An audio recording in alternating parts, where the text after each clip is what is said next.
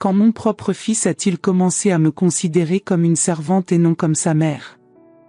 Cette question me déchirait alors que je servais le dernier dîner que je leur préparerais, sans qu'ils sachent ce qui arriverait après le dessert, une décision qui allait tout changer. Je m'appelle Marguerite Rousseau, j'ai 63 ans et j'habite à Bordeaux, ville de vignobles et d'architecture époustouflante, mais qui ces derniers temps n'a été témoin que de ma souffrance silencieuse. Pendant des décennies, j'ai consacré ma vie à mon fils unique, Thomas. Depuis le décès de mon mari Pierre, il y a 8 ans, ma routine s'est transformée en une prison que j'ai contribué à construire.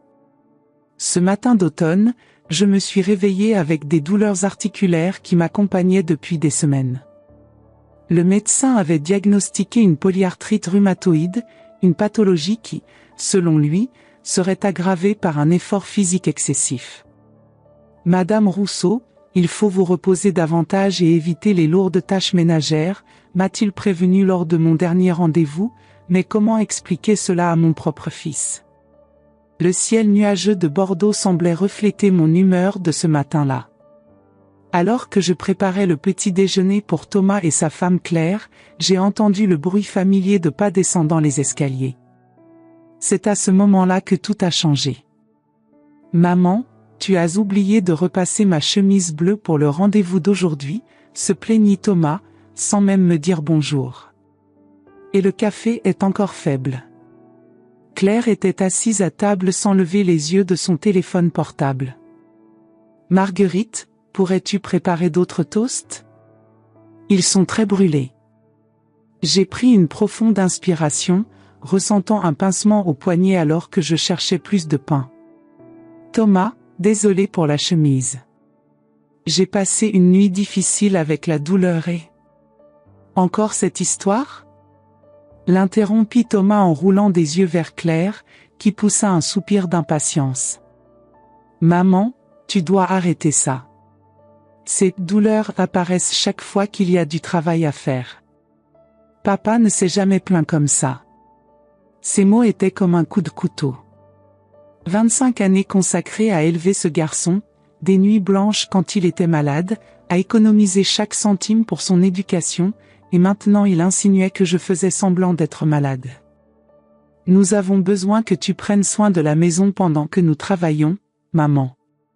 C'est le moins, étant donné que nous vivons tous ensemble et que nous t'aidons toujours financièrement, » a-t-il poursuivi, comme si la maison qu'il partageait généreusement n'était pas celle que j'avais achetée avec mon mari il y a des décennies.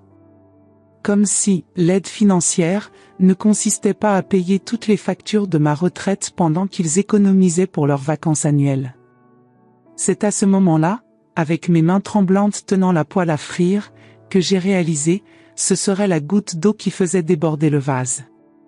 Quelque chose devait changer.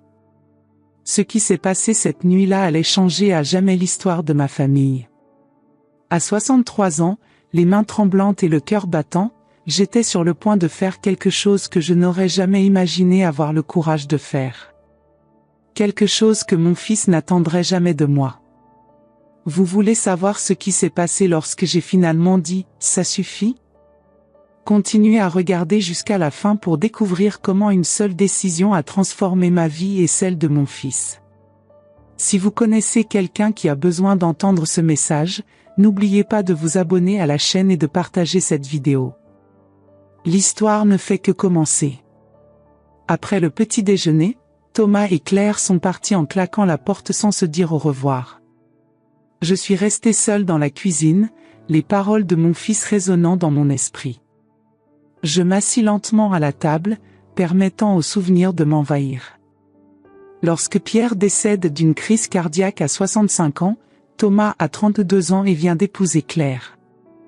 Au départ, ils m'ont suggéré de déménager dans un appartement plus petit pour commencer une nouvelle vie. En fait, ils voulaient la maison pour eux-mêmes. Mais je n'étais pas prête à quitter la maison où j'avais vécu des décennies avec Pierre. En guise de compromis, je leur ai proposé de vivre avec moi. Ce sera temporaire, ont-ils déclaré, jusqu'à ce que nous économisions pour notre propre maison. C'était il y a 8 ans. Au début, la coexistence était harmonieuse. Je cuisinais de temps en temps, ils faisaient leur propre lessive et nous partagions les tâches ménagères. Mais peu à peu, presque imperceptiblement, tout a commencé à changer. D'abord, il y a eu des petites demandes. « Maman, puisque tu es à la maison, tu peux mettre mes vêtements dans la machine à laver ?» Puis, « Marguerite, nous avons préparé le dîner hier, il serait juste que tu le cuisines aujourd'hui. » Ainsi, jour après jour, semaine après semaine, je suis devenue la cuisinière, la femme de ménage, la blanchisseuse, sans jamais être consultée, sans jamais recevoir de véritables remerciements.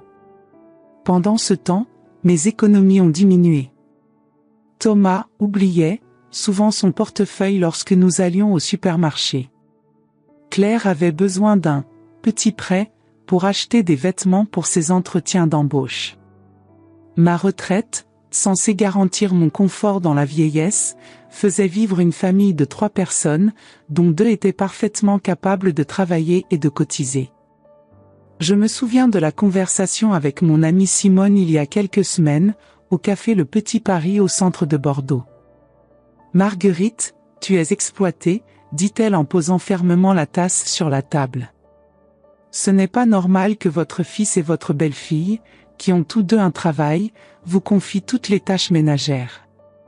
Ce n'est pas normal que vous payiez la plupart des factures avec votre retraite. » « Mais c'est ma famille, » répondis-je, l'excuse automatique que j'utilisais toujours. « Thomas est mon fils unique. Et ça lui donne le droit de te traiter comme un employé non rémunéré ?» demanda Simone, ses yeux bleus perçants fixés sur les miens. « Quand t'a-t-il posé pour la dernière fois des questions sur ta santé ? Quand Claire t'a-t-il préparé pour la dernière fois à dîner ? » Je ne pouvais pas répondre. Je ne m'en souvenais pas. Le lendemain de notre conversation, je suis allée chez le médecin.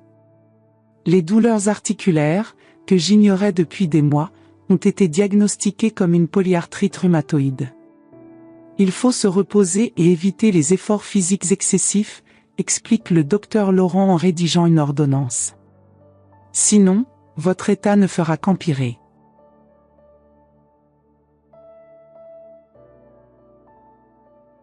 J'ai montré le diagnostic à Thomas et Claire ce soir-là.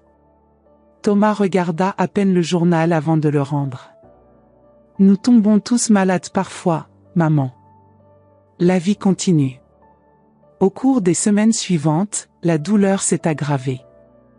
Je pouvais à peine tenir un couteau pour couper des légumes, mais je préparais quand même 3 repas par jour. Laver les vêtements est devenu une véritable agonie, mais j'ai continué, car la vie continue. Jusqu'à ce matin. Jusqu'à cette accusation. Tu dois arrêter de faire semblant d'être malade. Je me levai de table, une nouvelle détermination montant en moi. Je me dirigeai vers le téléphone et composai le numéro de Simone. « J'ai besoin de votre aide, dit-il simplement. » 3 heures plus tard, j'avais un plan. J'ai passé l'après-midi à préparer ce qui serait mon dernier acte de servitude. J'ai décidé de cuisiner le coq au vin, le plat préféré de Thomas, exactement comme Pierre me l'a appris il y a des années. J'ai ignoré la douleur dans mes doigts alors que je coupais les oignons, mes poignets palpitaient alors que je remuais la sauce épaisse. Ce serait mon dernier chef-d'œuvre, mon adieu à la vie que j'avais acceptée depuis si longtemps.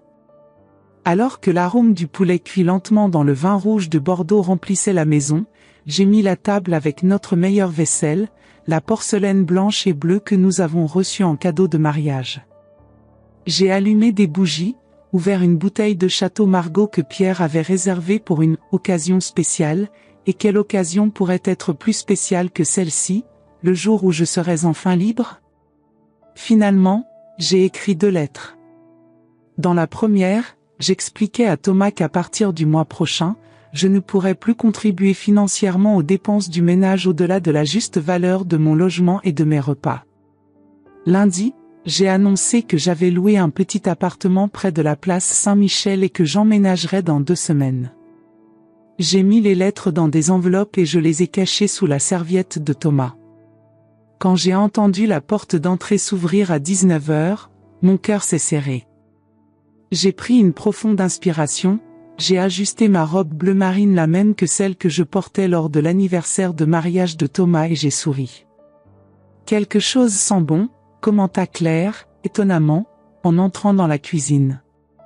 Coq au vin, répondis-je en gardant ma voix calme. Je pensais que nous pourrions avoir un dîner spécial ce soir. Thomas haussa les sourcils. Une occasion ? D'une certaine manière, répondis-je vaguement. Pourquoi ne t'assois-tu pas ? Tout est prêt. Pendant le dîner, j'ai fait quelque chose que je n'avais pas fait depuis des années, j'ai parlé de moi. J'ai raconté ma jeunesse, ma rencontre avec Pierre, mes espoirs et mes rêves. Thomas et Claire écoutaient avec des expressions confuses, visiblement peu habitués à me voir autrement que comme la femme qui dirigeait la maison. Je ne te l'ai jamais dit, dis-je en servant le dessert, une tarte tatin caramélisée, mais avant ta naissance, Thomas, j'étais professeur de lettres à l'université. J'adorais enseigner Balzac, Flaubert, Zola. Professeur ? Thomas parut sincèrement surpris. Je n'en ai jamais parlé. Tu n'as jamais demandé, répondis-je simplement. Quand nous avons fini le dessert, j'ai versé du café et j'ai regardé Thomas soulever sa serviette, révélant les enveloppes. Son visage montrait de la confusion. Qu'est-ce que c'est ? Ouvrez, ordonnai-je, ma voix ferme malgré le tremblement de mes mains. J'ai regardé ses yeux parcourir les lignes que j'avais soigneusement écrites. Son visage passa de la confusion à l'incrédulité, et finalement à la colère. Est-ce une sorte de blague ? Demanda-t-il en poussant les lettres vers Claire, qui les lut rapidement. Non, Thomas. Ce n'est pas une blague, répondis-je en le regardant droit dans les yeux. C'est une décision que j'ai prise après mûre réflexion. Vous ne pouvez pas simplement couper notre aide financière. Et déménager ? C'est votre maison. Exactement. C'est ma maison. La maison que ton père et moi avons achetée grâce à notre travail acharné. La maison où tu as grandi et où tu as décidé de revenir en tant qu'adulte, en promettant que ce serait temporaire. Claire intervint, la voix plus douce que d'habitude. Marguerite, es-tu contrariée par quelque chose que nous avons dit ? Nous pouvons en parler. Je suis bouleversée, oui, admis-je. Je suis contrariée d'être rendue invisible dans ma propre maison. Je suis contrariée de voir mon diagnostic médical rejeté comme un fantasme. Je suis contrariée de travailler comme domestique non rémunéré alors que vous vivez confortablement tous les deux. Thomas ouvrit la bouche pour protester, mais je levai la main, le faisant taire. Pendant 8 ans, j'ai été patient. J'ai été compréhensif. Je croyais que je vous aidais, que j'étais une bonne mère. Mais j'ai réalisé que je n'aide personne. J'autorise mon fils adulte et sa femme à me traiter comme une commodité, pas comme une personne. C'est ridicule, commença Thomas, mais sa voix se brisa lorsqu'il vit la détermination dans mon regard. À partir de maintenant, ai-je poursuivi, si vous voulez continuer à vivre ici, vous paierez un loyer, le taux du marché, pas ce que je pense être juste parce que c'est une famille. Vous partagerez toutes les factures et les dépenses du ménage. Et vous embaucherez une femme de ménage hebdomadaire, parce que je ne peux plus nettoyer cette maison. Et si nous refusons ? Défia Thomas. J'ai souri, me sentant étonnamment calme. Alors tu trouveras un autre endroit où vivre. Cette maison est à mon nom. J'ai parfaitement le droit de te demander de partir. Le silence qui suivit fut assourdissant. Claire fut la première à parler, sa voix tremblant légèrement.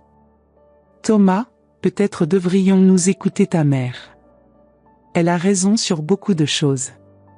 Thomas la regarda, trahi. Es-tu de son côté maintenant ? Ce n'est pas une question de côté, répondis-je en gardant une voix calme. C'est une question de respect mutuel. Reconnaître que, même si je suis ta mère, je suis aussi une personne avec des limites, avec une santé fragile, avec le droit d'être traitée avec dignité. Et ton déménagement soudain ? Cet appartement ? Demanda Thomas, sa colère laissant place à la confusion. Pourquoi ne pouvons-nous pas simplement changer la façon dont les choses fonctionnent ici ? Je soupirai, versant encore du café avec mes mains qui ne tremblaient plus autant. Parce que j'ai besoin de redécouvrir qui je suis, Thomas. Pendant des années, j'ai été juste la mère de Thomas, la veuve de Pierre. J'ai oublié ce que c'est que d'être Marguerite. L'appartement n'est pas seulement un endroit où vivre, c'est un nouveau départ. Une larme coula sur le visage de mon fils, la première qu'il voyait depuis les funérailles de son père. Je n'ai pas remarqué, marmonna-t-il. Je n'avais pas réalisé à quel point je te faisais du mal. Je ne sais pas, répondis-je, ma voix plus douce. C'est pourquoi j'avais besoin d'être si directe ce soir.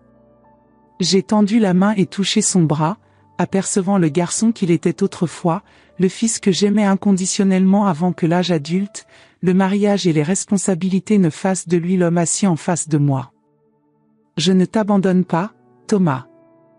Je me retrouve. Et peut-être que lorsque je me retrouverai, nous pourrons construire une meilleure relation, non pas en tant que gardienne et dépendante, mais en tant que mère et fils adultes qui se respectent. Claire s'éclaircit la gorge.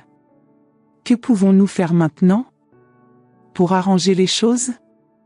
C'est à vous de décider, répondis-je. Ma décision est prise. Je déménage dans 2 semaines.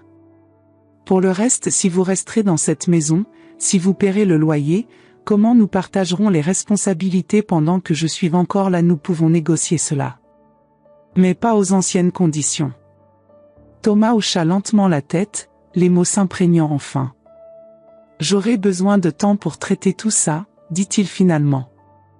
Je comprends, répondis-je en me levant pour débarrasser la table. Mais nous n'avons plus le luxe du temps. Les choses changent désormais. Lorsque Thomas et Claire remontèrent dans leur chambre 1 heure plus tard, je me trouvais dans la pièce vide, ressentant un étrange mélange de soulagement et d'appréhension. Je l'avais fait, j'avais enfin trouvé ma voie. Mais le chemin à parcourir était encore incertain. Les 2 semaines suivantes ont été des montagnes russes émotionnelles. Thomas oscillait entre les tentatives pour me faire changer d'avis. « Maman, tu n'as vraiment pas besoin de faire ça. Nous pouvons travailler ensemble pour améliorer les choses ici », et les crises de colère dans lesquelles il me parlait à peine. Étonnamment, Claire est devenue une alliée inattendue. « J'ai toujours admiré ta force », a-t-elle avoué un matin en m'aidant à emballer mes livres. C'était la première fois que Claire m'aidait pour quoi que ce soit. J'ai perdu ma mère si jeune, je n'ai jamais eu de modèle féminin. Je suppose que je ne savais pas comment m'entendre avec toi. J'aurais pu faire plus d'efforts aussi, admis-je. Je t'ai toujours vu comme la femme qui m'a emmené mon fils, pas comme quelqu'un qui pourrait aussi faire partie de ma famille. Des petits gestes ont commencé à apparaître. Thomas a préparé le petit déjeuner un dimanche. Claire a fait la lessive de la semaine. Des petits actes qui, dans toute autre relation familiale, seraient considérés comme normaux, mais qui étaient pour nous révolutionnaires. Mais je n'ai pas été dupe. Je savais que ces changements étaient temporaires, motivés par le choc et la peur d'une perte financière. La véritable transformation, si elle devait se produire, ne viendrait qu'avec le temps et la distance. Par un jeudi après-midi ensoleillé, Simone m'a accompagnée pour visiter mon nouvel appartement.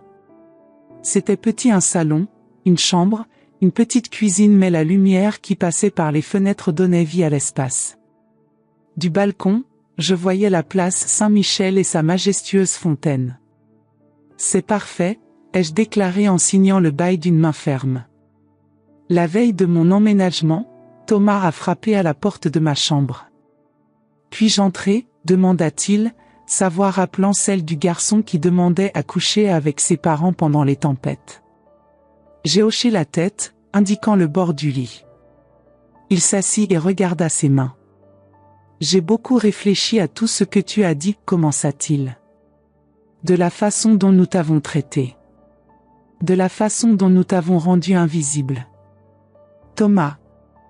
Non, S'il te plaît, laisse-moi finir, l'interrompit-il gentiment. Tu as raison. Depuis le décès de papa, Claire et moi avons compté sur toi émotionnellement, financièrement, de toutes les manières.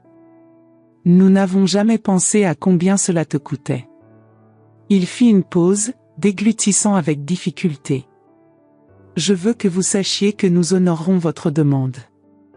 Claire et moi avons parlé, et si vous souhaitez que nous restions dans cette maison, nous paierons un loyer du marché.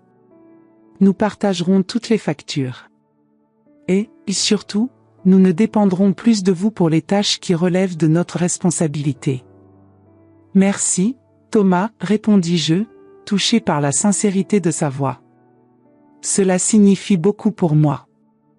Il y a encore une chose, dit-il en sortant une enveloppe de sa poche. Une réservation pour un dîner au Chapon fin dimanche prochain. Pour nous 3. Si tu veux, bien sûr. J'ai pris l'enveloppe, surprise. Le Chapon fin était l'un des restaurants les plus élégants de Bordeaux, le genre d'endroit où Thomas et Claire allaient pour leurs anniversaires sans jamais m'inviter. J'adorerais, répondis-je, sentant un petit bourgeon d'espoir grandir en moi. Le lendemain matin, le camion de déménagement est arrivé. J'ai aidé les déménageurs à transporter les quelques cartons de mes effets personnels, mes livres adorés, quelques vêtements, des photos de famille, les assiettes et couverts que Pierre m'a offerts pour notre 20e anniversaire. J'ai laissé derrière moi les meubles, les souvenirs physiques de ma vie avec Pierre. C'était un nouveau départ et j'avais besoin d'espace pour créer de nouveaux souvenirs. Thomas et Claire restèrent silencieux pendant que je vérifiais une dernière fois la maison. Vous avez ma nouvelle adresse et mon numéro de téléphone, leur ai-je rappelé. Et j'ai les clés de la maison au cas où tu aurais besoin de moi. Claire m'a soudainement serré dans ses bras, quelque chose qu'elle n'avait jamais fait auparavant. Tu vas nous manquer, murmura-t-elle, et pour la première fois, je la crus. Thomas restait distant, luttant contre ses émotions. Juste au moment où j'étais à la porte, prêt à monter dans le taxi, il m'a rattrapé. Je t'aime, maman, dit-il, la voix brisée. Je suis désolé pour tout. Je t'aime aussi, mon fils, répondis-je en tenant son visage dans mes mains. Et ce n'est pas un au revoir. C'est juste un nouveau chapitre. Mon nouvel appartement était baigné de lumière l'après-midi à mon arrivée. Les déménageurs ont placé mes cartons là où je l'avais indiqué et sont partis, me laissant seul pour la première fois depuis des années, vraiment seul. Au lieu de la peur que je m'attendais à ressentir, une étrange paix m'enveloppa. J'ai ouvert les fenêtres, laissant entrer la brise bordelaise, entraînant avec elle les bruits de la place en contrebas, les enfants qui rient, les musiciens de rue, les conversations animées dans les cafés. Au cours des jours suivants, j'ai établi de nouvelles routines. Le matin, j'ai marché jusqu'à la boulangerie locale pour acheter un croissant frais et j'ai bu du café en regardant la place. Puis j'ai exploré mon nouveau quartier, découvrant des petites librairies, des galeries d'art, des jardins cachés que je n'avais jamais eu le temps de visiter auparavant. L'après-midi, j'ai commencé à fréquenter un groupe de lecture à la bibliothèque municipale. C'est là que j'ai rencontré Jacqueline, veuve comme moi, Catherine, enseignante à la retraite et Marcel, ancien chef qui donne désormais des cours de cuisine.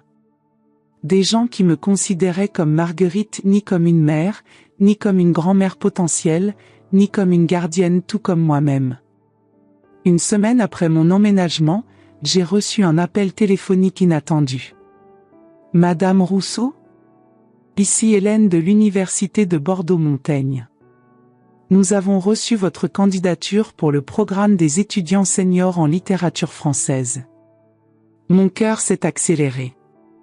La candidature que j'ai envoyée le lendemain de ma décision de déménager, une impulsion née du souvenir de ma passion pour la littérature.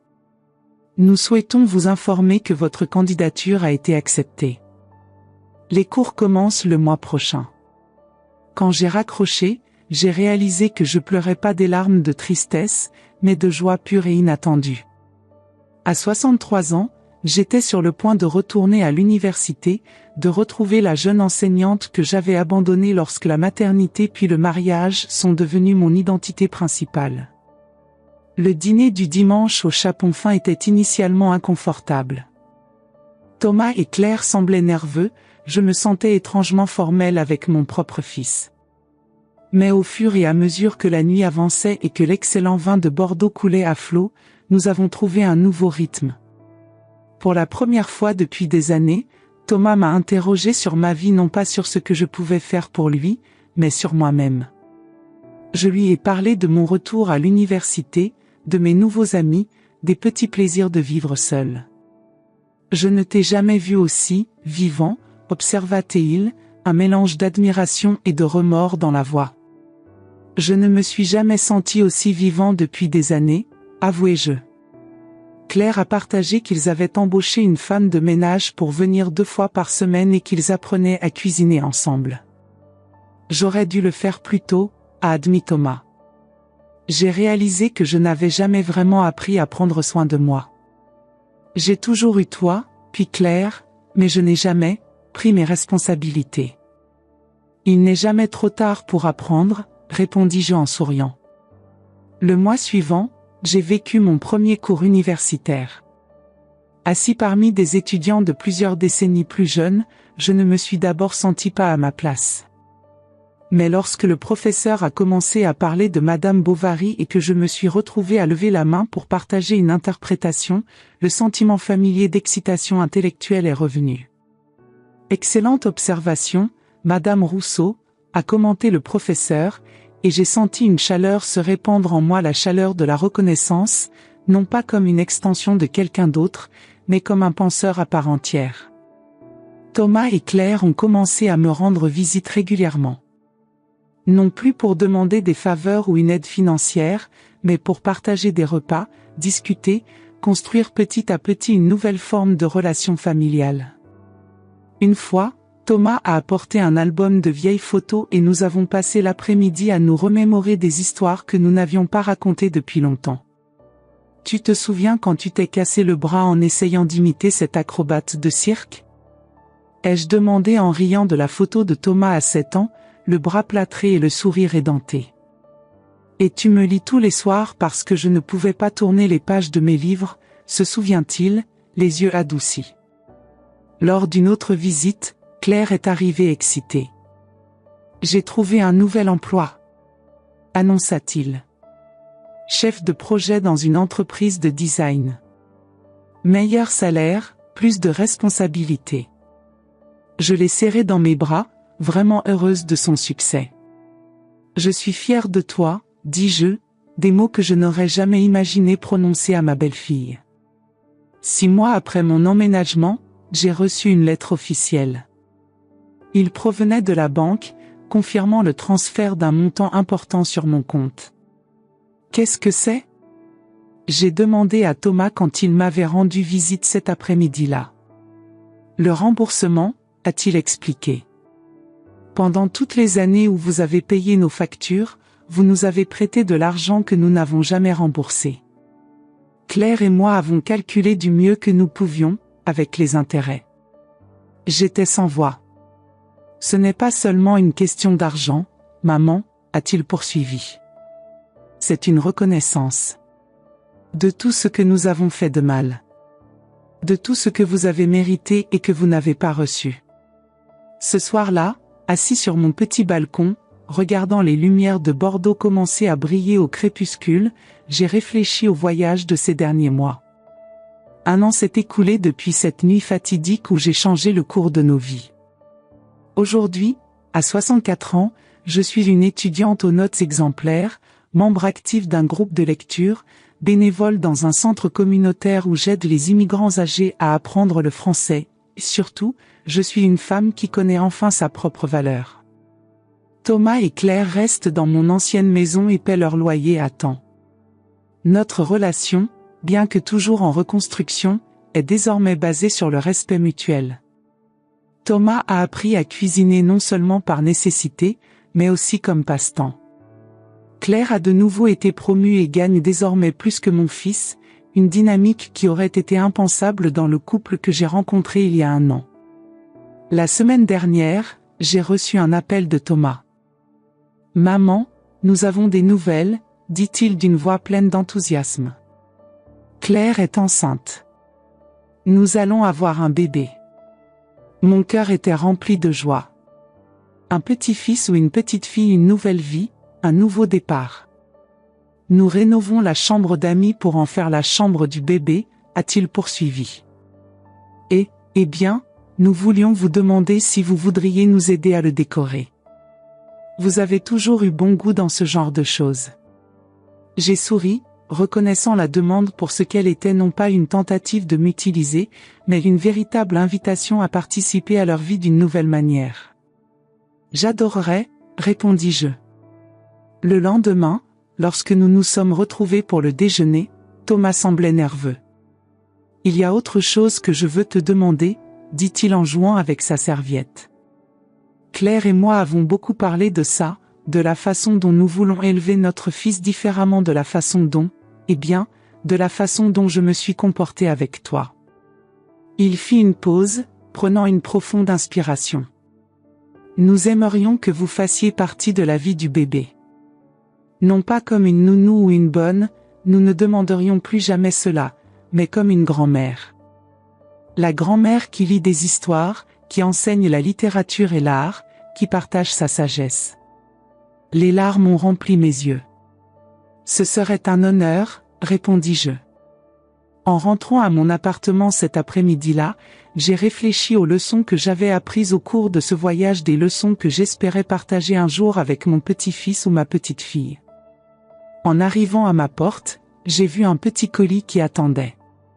C'était de Thomas, un livre d'histoire française classique, avec une inscription à l'intérieur, « À la femme la plus forte que je connaisse. Merci de m'avoir appris, même quand je n'écoutais pas Amour, ton fils. » Aujourd'hui, je comprends que cette nuit, lorsque mon fils m'a dit d'arrêter de faire semblant d'être malade et de cuisiner pour eux, et j'ai répondu par une lettre suspendant le soutien mensuel, n'a pas été la fin de notre histoire familiale, mais le début d'une nouvelle, plus saine et plus vraie. Dimanche prochain, Thomas et Claire viendront dîner. Cette fois, nous cuisinerons ensemble, non pas par obligation, mais comme une fête. Et tandis que nous partageons des histoires et des projets pour l'avenir, je sais que je regarderai autour de la table et que je verrai quelque chose que je pensais avoir perdu pour toujours, une famille. Pas parfait, pas sans cicatrices, mais réel. Une famille bâtie non pas sur des attentes et des obligations, mais sur le choix, le respect et l'amour véritable. Et dans ce nouveau chapitre de notre vie, je comprends enfin la vérité que Pierre a essayé de m'enseigner il y a des années, avant son départ. Marguerite, ta valeur n'est pas dans ce que tu fais pour les autres, mais dans qui tu es. N'oublie jamais ça. Il m'a fallu 6 décennies, une maladie douloureuse et presque la perte de mon fils pour vraiment comprendre ces mots. Mais maintenant que je comprends, je ne l'oublierai jamais. Parce que je sais enfin qui je suis, pas seulement une mère, pas seulement une veuve, pas seulement une soignante, mais Marguerite Rousseau. Une femme qui, à 64 ans, a eu le courage de recommencer. Une femme qui a découvert que son histoire était loin d'être terminée. Une femme qui a appris que les plus beaux chapitres suivent souvent les pages les plus difficiles. Et alors que le soleil se couche sur Bordeaux, je sais avec certitude que ce n'est que le début. La lettre que j'ai laissée à Thomas le soir du dernier dîner, accompagnée de l'avis de suspension de l'aide financière, disait ce qui suit. Cher Thomas, j'écris cette lettre le cœur lourd, mais avec une clarté que je n'ai pas ressentie depuis des années. Lorsque ton père est décédé, je me suis promis de faire tout ce qui était en mon pouvoir pour assurer son bonheur. Je croyais qu'être une bonne mère signifiait sacrifier mes besoins pour les vôtres, être toujours disponible, ne jamais dire non. Aujourd'hui, je me rends compte que j'ai commis une erreur. En vous permettant, Claire et toi, de me traiter comme une servante, en finançant votre style de vie au détriment de ma retraite, en ignorant ma santé pour répondre à vos exigences, je n'étais pas une bonne mère, j'étais stupide. Plus important encore, je ne t'aidais pas à devenir l'homme que je sais que tu peux être. Votre père serait dévasté s'il voyait à quel point notre famille a changé. Il ne m'a jamais traité avec le dédain dont vous faites preuve quotidiennement. Il n'aurait jamais permis à quiconque, pas même à notre fils, de me parler comme vous l'avez fait ce matin. Alors, avec douleur mais détermination, je vous informe qu'à partir du mois prochain, 1. Je ne contribuerai plus financièrement aux dépenses du ménage au-delà d'un montant raisonnable pour mon logement et ma nourriture. 2. Je ne ferai plus de tâches ménagères à votre place, pas de cuisine, de ménage, de lessive. 3. Je consacrerai mon temps à mes propres besoins, mes douleurs que vous considérez comme des faux-semblants, mes intérêts que vous considérez comme sans importance, ma vie qui est devenue secondaire par rapport à la vôtre. Vous pouvez voir cela comme une punition ou un abandon. Ce n'est pas. C'est un acte d'amour, pas seulement pour moi-même, qui mérite la dignité pendant ces années restantes, mais pour vous. Parce que tu mérites la chance de devenir l'homme que ton père espérait que tu sois. Un homme qui respecte les autres, qui assume la responsabilité de sa vie, qui comprend que l'amour n'est pas une exploitation. Je serai toujours ta mère. Je vous aimerai toujours. Mais à partir de maintenant, je t'aimerai assez pour dire non. Avec l'espoir d'un avenir meilleur pour notre famille, maman. Aujourd'hui, en regardant Thomas préparer la chambre du bébé, je vois l'homme que j'ai toujours su qu'il pouvait être. Claire, maintenant dans son 2e trimestre, m'appelle presque quotidiennement pour me poser des questions sur la grossesse et la maternité. Comment as-tu su que tu étais en travail avec Thomas, demande-t-elle, anxieuse et excitée à la fois. Et je raconte des histoires vraies sur la naissance de mon fils, sur ses premiers pas, ses premiers mots, son premier jour d'école. Des histoires que Claire écoute avec un réel intérêt, non pas parce qu'elle a besoin de mon aide, mais parce qu'elle valorise mon expérience. Parfois, lorsque nous sommes tous les 3 ensemble, je remarque que Thomas regarde notre interaction avec une expression que je ne peux pas nommer, peut-être de surprise, peut-être de soulagement, peut-être de fierté. Comme s'il avait enfin compris que les relations familiales peuvent exister sans domination, sans exigence, sans ressentiment. Un soir, alors que nous marchions au bord de la Garonne après le dîner, Thomas m'a pris la main, ce qu'il n'avait pas fait depuis son adolescence. Merci, dit-il simplement. Pourquoi ? Ai-je demandé, même si je connaissais la réponse. Pour avoir été assez fort pour nous faire changer, répondit-il en regardant les eaux qui reflétaient les lumières de la ville. Pour ne pas m'avoir abandonné, même si je ne méritais pas une seconde chance. Je souris en lui serrant la main. Les mères n'abandonnent jamais. Elles trouvent simplement différentes façons d'aimer. La semaine dernière, j'ai été invitée à lire un de mes essais lors d'un événement littéraire à l'université. J'ai écrit sur les départs tardifs, sur la recherche du courage au milieu du désespoir, sur l'équilibre délicat entre sacrifice et dignité personnelle. À ma grande surprise, Thomas et Claire sont apparus dans le public. Nous ne voulions pas manquer votre grand moment, a expliqué Claire en me tendant un petit bouquet de lys, mes fleurs préférées, un détail que je n'aurais jamais imaginé qu'elle connaîtrait.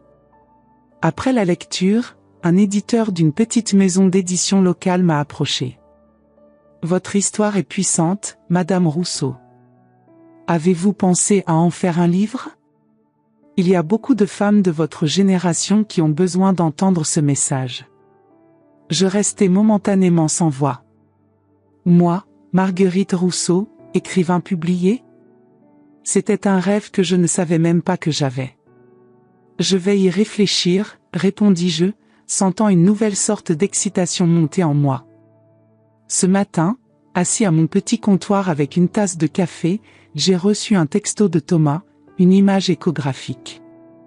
Mon premier aperçu du petit miracle qui grandit dans le ventre de Claire. C'est une fille, disait le message. Nous envisageons de l'appeler Marguerite. Les larmes sont venues, inévitables et bienvenues. Non pas des larmes de regret pour le passé, mais des larmes de gratitude pour le présent et d'espoir pour l'avenir. Marguerite. Ma petite fille portera mon nom. Pas seulement comme un hommage, mais comme une promesse, la promesse que l'histoire de notre famille continuera, transformée par l'amour, par le respect, par le courage de dire des vérités difficiles et de faire des choix encore plus difficiles. En regardant l'image sur mon téléphone, ce petit être qui n'a même pas encore respiré l'air de ce monde, je fais ma propre promesse silencieuse. Petite Marguerite, je promets de t'apprendre ce qu'il m'a fallu toute une vie pour apprendre. Que le véritable amour ne diminue jamais, il ne fait que croître. Ce courage n'est pas l'absence de peur, mais l'action malgré elle. Qu'il n'est jamais trop tard pour devenir la personne que tu veux être. Et surtout, que l'histoire la plus importante que vous raconterez n'est pas celle que les autres écrivent pour vous, mais celle que vous avez le courage d'écrire pour vous-même. Aujourd'hui, je comprends que mon histoire n'a pas commencé ce soir-là où je me suis servi du coq au vin et une lettre de suspension. Cela n'a même pas commencé lorsque j'ai emménagé dans mon propre appartement, ni lorsque je suis retourné à l'université, ni lorsque je me suis fait de nouveaux amis. Mon histoire, ma véritable histoire a commencé au moment où j'ai enfin reconnu ma propre valeur. Quand j'ai compris que je méritais plus que de simples bribes d'affection et de respect. Quand j'ai réalisé que je n'avais pas besoin d'attendre la permission pour vivre pleinement. Et alors que le soleil bordelais illumine mon petit appartement, je sais qu'il me reste encore de nombreux chapitres à écrire. Un nouveau petit-fils à aimer. Un livre possible à créer. Des amitiés à cultiver. Lieux à explorer. À 64 ans, je ne suis pas au bout de mon histoire. Je ne fais que commencer. Et vous, avez-vous déjà dû prendre une décision difficile pour retrouver votre dignité? Cette histoire vous a touché le cœur? Partagez dans les commentaires ce qui vous a le plus ému ou ce que vous feriez à la place de Marguerite. Il n'est jamais trop tard pour recommencer. Si ce message vous semble pertinent, veuillez vous abonner à la chaîne. Chaque abonnement nous aide à transmettre des histoires comme celle-ci à davantage de personnes qui ont besoin d'entendre et qui méritent également d'être valorisées et respectées. Cliquez maintenant sur le bouton d'inscription. Votre histoire compte aussi et nous voulons continuer à partager des messages qui font une différence dans votre vie.